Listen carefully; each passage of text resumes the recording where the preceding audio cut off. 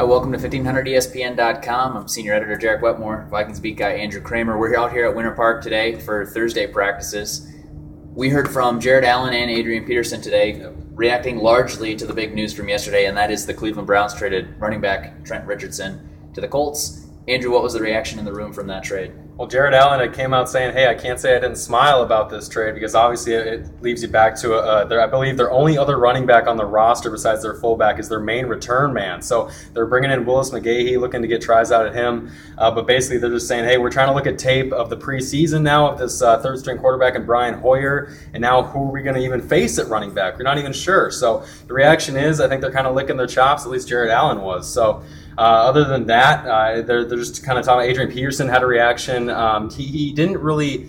He was baited with a question about, do you think that kind of demeans the value of a running back, going from a third overall pick, to being traded the next season? He played only like 17 games in Cleveland. Trent Richardson did. So Peterson talked about that, but then basically both guys just kind of went on to their history in Cleveland. If you remember that 2009 hit and run that Adrian Peterson had against the Browns, where he basically palmed the guy's head out of bounds and then stopped and went full bore for the touchdown, he talked about that was one of the top three runs that he's ever had in his career, and a career full of great runs. So then Jared Allen went to talk about obviously his history with left tackle Joe Thomas, who's arguably now the best player left on this Browns offense outside of Josh Gordon, the wide receiver coming back from a 2-game suspension on Sunday. Jared Allen talked about how he's probably the only guy left in this league, maybe one of a few that can actually block him one-on-one and is actually assigned to block him one-on-one. So that'll be interesting to watch because Cleveland is one of 4 teams in the NFL that Allen has not got a sack against. And that speaks pretty highly for a guy who's had a pretty good career. Sure.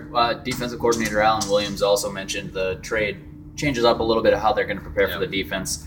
Basically, they can only look at schemes. They're not looking at personnel.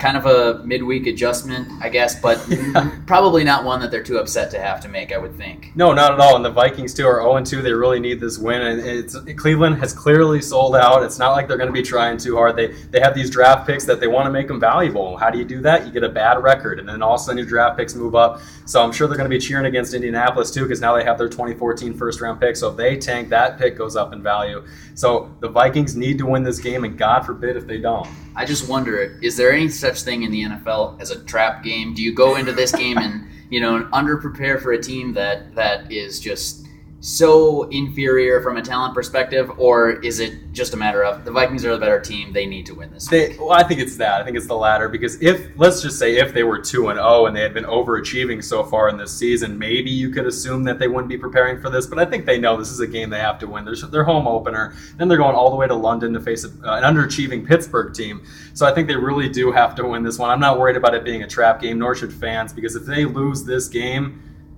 watch out.